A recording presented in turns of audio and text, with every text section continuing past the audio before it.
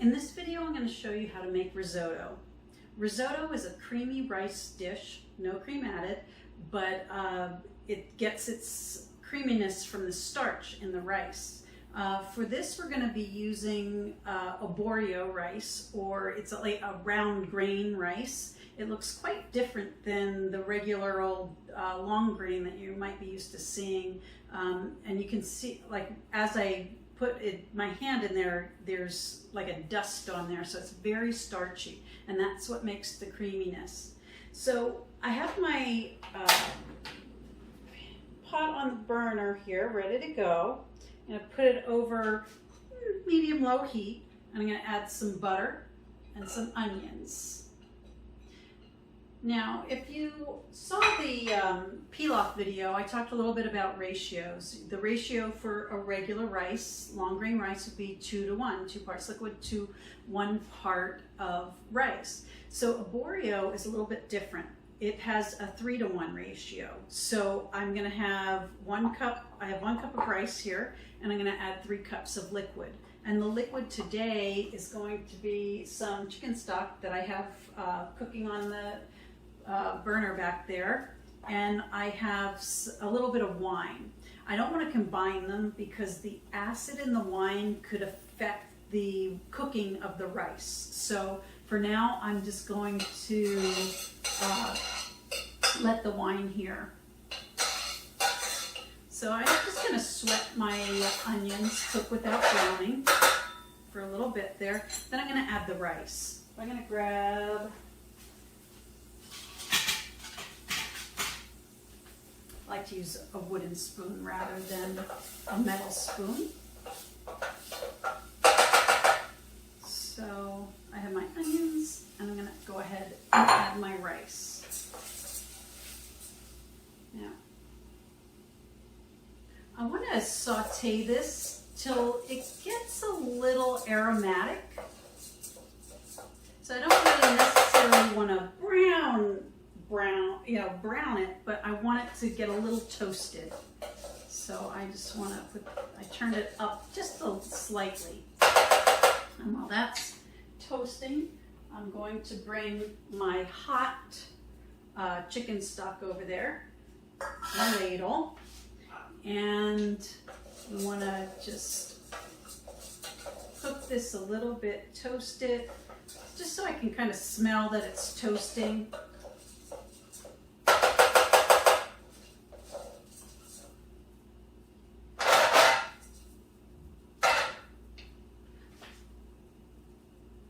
You want to add the liquid in 3 parts.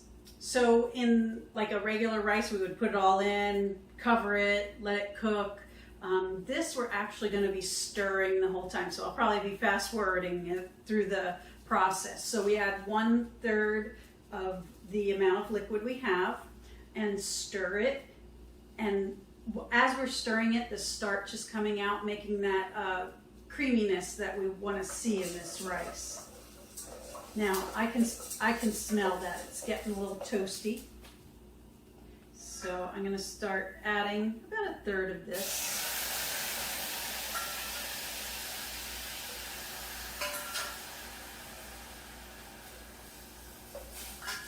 Okay, turn it down a bit, it's a little bit high. And I just want to stir that and wait till it's incorporated. So just keep stirring, and once this where you think it's drying up a little bit, then we're going to add the rest of it. But I want to turn it down, because what is happening here is as we're stirring and cooking, the rice is also cooking. So the idea is, as I'm adding the liquid, by the time all the liquid is added, the rice will be cooked. So rice takes kind of a long time, so you don't want it super, super hot in here. So I'm going to turn it down even more. So I will probably be fast forwarding in this. All right, so I can tell that I'm midway through this. I have it at not a real heavy boil, just kind of lazy bubbles coming up. And it's getting creamier and creamier. So I'm going to, I added my second third of the chicken stock, and we're gonna see how this continues to cook. All right, so now I'm going to add the wine at the very end. Sometimes I always want to put it at the end because the acid in the wine can affect the way the rice cooks. So I want to add that in at the last. And some people put a lot more in, but I think it just takes away from the taste too much to add too much. So I only do a little bit at the very end. And actually at work, we're not allowed to have any alcohol on board. So if I make it at work, I don't put any wine in it at all, and it's just fine. So if you just if you don't have any or don't want to put it in, you can certainly go ahead and just use all chicken stock.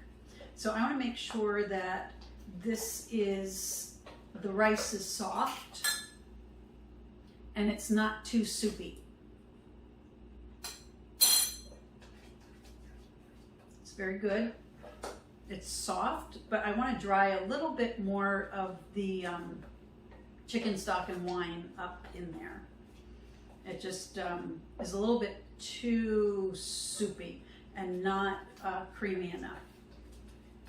So I want to continue to stir. The stirring helps bring out the creaminess. You're working that starch a little bit. So just another minute or so.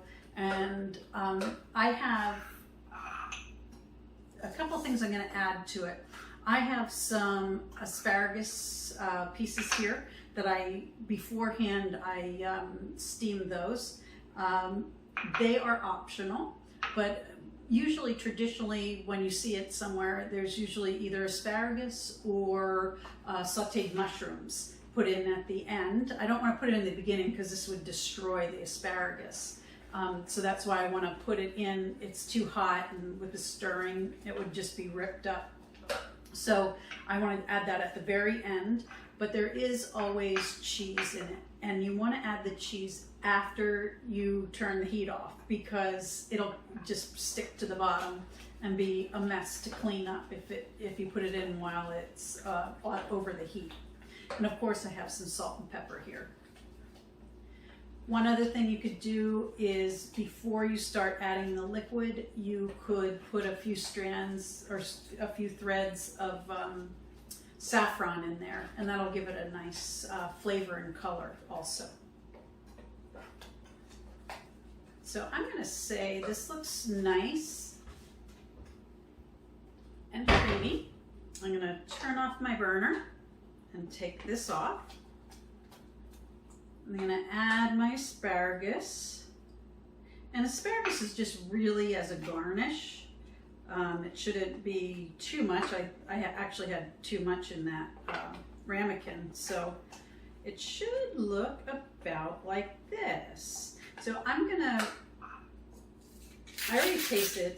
It doesn't need a lot of salt. It needs a little salt and pepper though. And I'm gonna add my cheese. I always hold back on the salt a little bit, especially when adding Parmesan cheese, because Parmesan cheese tends to be a little salty. So I don't put as much salt as I think I would need in there because I know I'm gonna have some from the cheese. So this looks nice and creamy. I know the rice is cooked all the way through. It's not crunchy. So that is our asparagus risotto. I will post the recipe below and any other information that you need for the video. If you like this video, give us a thumbs up and subscribe.